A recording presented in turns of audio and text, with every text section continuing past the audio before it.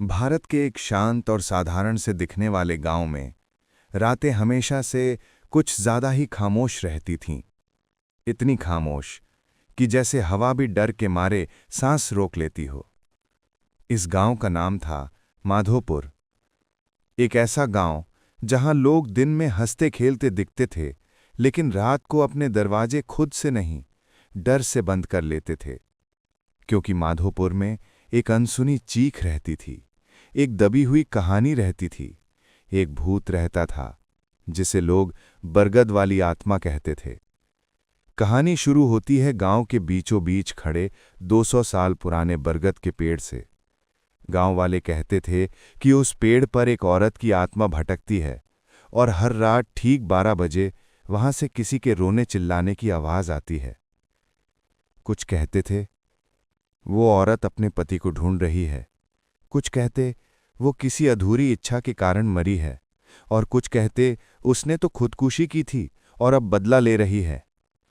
सालों से लोग डरते रहे, बच्चे रात को बाहर नहीं निकलते, बड़ों ने भी बरगद के आसपास जाना छोड़ दिया।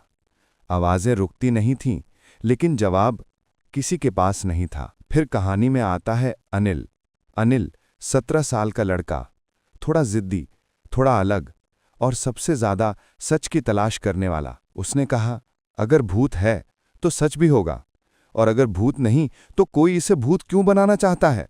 गांव वाले हंसे, कुछ ने उसे डांटा, कुछ ने डराया, लेकिन अनिल सच जानने के लिए अड़ा रहा। और एक रात जब पूरा गांव सो रहा था, अनिल अकेले टॉर्च लेकर बरगद के पेड़ की ओर निकल पड़ा। रात 11:45। हवा अचानक ठंडी होने लगी। कुत्ते अनजानी दिशा में भौंक रहे थे। एक अजीब सा सन्नाटा था, जैसे जमीन भी कांपने लगी हो। अनिल धीरे धीरे पेड़ के पास पहुंचा। उसके कदमों की आवाज भी हवा में दबकर रह गई। फिर ठीक 12 बजे उसे वो आवाज सुनाई दी, धीमी, कराहती हुई, जैसे कोई औरत रो रही हो। अनिल का दिल तेज धड़कने लगा, हाथ कांप गए, लेकिन वो रुका नहीं। उसने टॉर्च उठाई और चारों तरफ रोशनी फेरी। कुछ नहीं, बस पुराना पेड़, मोटी जड़ें और गहरी अंधेरी मिट्टी। फिर अचानक पेड़ की जड़ों के पास मिट्टी का एक हिस्सा ऐसे लगा जैसे हाल ही में खोदा गया हो। अनिल ने झुककर मिट्टी हटानी शुरू की। हाथ मिट्टी में धंसते जा रहे थे, और तभी उसे कुछ सख्त चीज महसूस हुई। उसने और खोदा, और फिर वो चीज साफ दिखने लगी। एक पुरानी चूड़ी, फटी हुई, जंग लगी, लेकिन साफ था कि ये किसी औरत की थी। उस चूड़ी के साथ ही उसे मिली एक कपड़े की आधी सड़ी सलवार, जिस पर खून के छोटे छोटे धब्बे थे।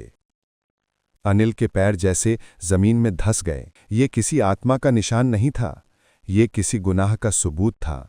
वो समझ गया, ये भूत की कहानी नहीं, बल्कि किसी के गुनाह को छुपाने का तरीका है। लेकिन किसका?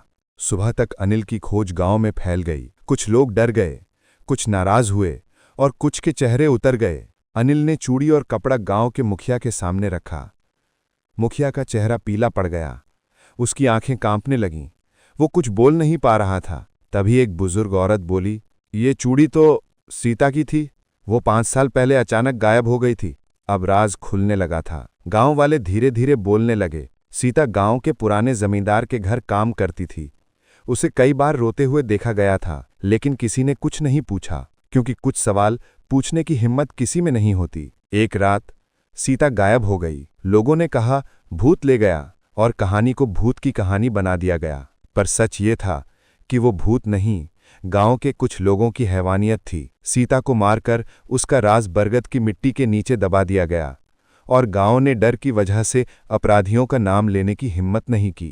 भूत की आवाज असल में रात के वक्त बरगद की जड़ों के नीचे दबी हवा की आवाज थी, और उन आवाजों को सुनकर लोग कह देते, सीता की आत्मा रो रही है। 5 साल तक गांव अपराध को भूत का नाम देता रहा, सच दफन रहा, और गुनहगार आजाद घूमते रहे। लेकिन अनिल ने सच बाहर ला दिया।